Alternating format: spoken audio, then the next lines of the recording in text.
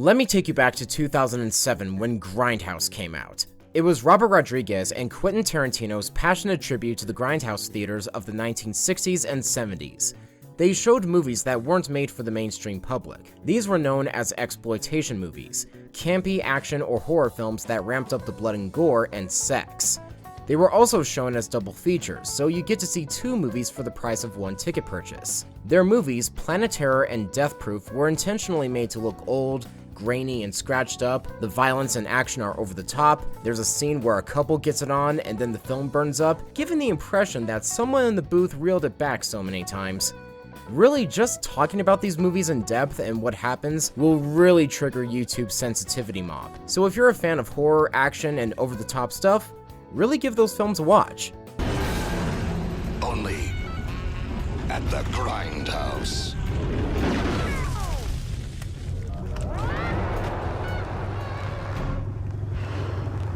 Now, what I really want to show you are the stuff that played before and in between the main films. These were fake movie trailers, most of them done by different filmmakers like Rob Zombie, Edgar Wright, Jason Eisner, and Eli Roth. These mock trailers are fun as hell. While Grindhouse did poorly at the box office despite positive critical reception, these fake trailers would later get made into standalone films. There was Machete, which was also directed by Robert Rodriguez and later got a sequel, Hobo with a Shotgun, and the topic of today's video, Thanksgiving. A horror film set during a holiday is nothing new. Black Christmas introduced that idea, and sometime later, John Carpenter's Halloween followed. After that film made it to the mainstream as a timeless classic, many filmmakers wanted to throw their own hat in the ring with horror films with a different holiday theme. Some would have a twisted sense of humor, like Krampus and Trick or Treat, while others were memorable for the wrong reasons, like Silent Night Deadly Night Part 2, where it's known for this iconic internet meme. Garbage Day! Huh? No!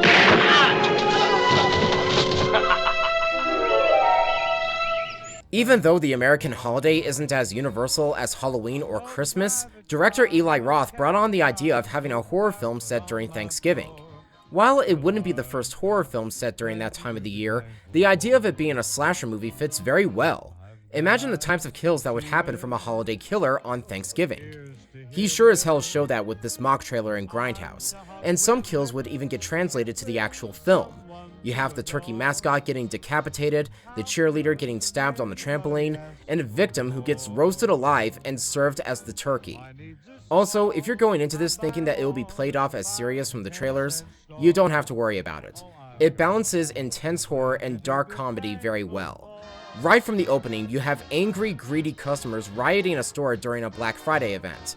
As you expect from a situation like that, hell breaks loose. There's fighting, people trampling over others, one guy bleeds out from getting nicked by broken glass, but he still persists on getting his waffle iron. The reactions in my theater were priceless. It had people going from, ooh, that's gotta hurt, to laughing their asses off, to being shocked all at once. Without giving too much away, it gives good cause for why the killer, who is named John Carver, takes on his actions the following year, and the victims he goes after all deserve what's coming to them, since they were responsible for that brutal event.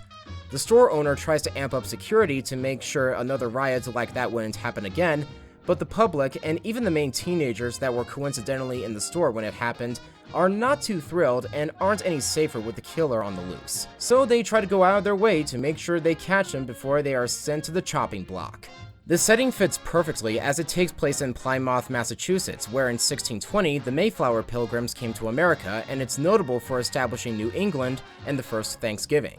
Now, some might say that setting it in a place with a lot of history behind it is too far, maybe even sacrilege, but it totally makes sense. This is a very accurate Grindhouse film with a silly idea, over-the-top kills, and sickeningly funny moments.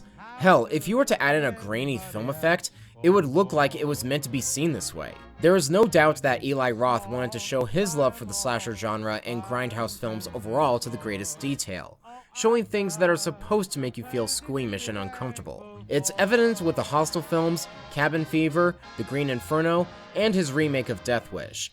And it's astounding how he, the cast and crew behind these films, were able to achieve all of that on such small budgets. It just goes to show that with less money, along with passion and ambition for what you're a fan of, leads to a more original film, despite following the familiar trappings you come to know in the genre. It lets you take more risks for your art. Not everything is going to be made for everyone. You may not like what he does, and that's fine. But some people take their criticisms too far, picking at them for such arbitrary reasons. It makes me wonder how this film is going to perform financially, because back then, Grindhouse wasn't a box office success. Even if it didn't bring in the numbers Tarantino and Rodriguez were hoping for, it makes me glad that it didn't make it to the mainstream and watered down to a boring, misguided mess. It makes it theirs. In an article from Empire, Tarantino was quoted saying, "With Grindhouse, I think me and Robert just felt that people had a little more of a concept of the history of double features and exploitation movies." No, they didn't. At all.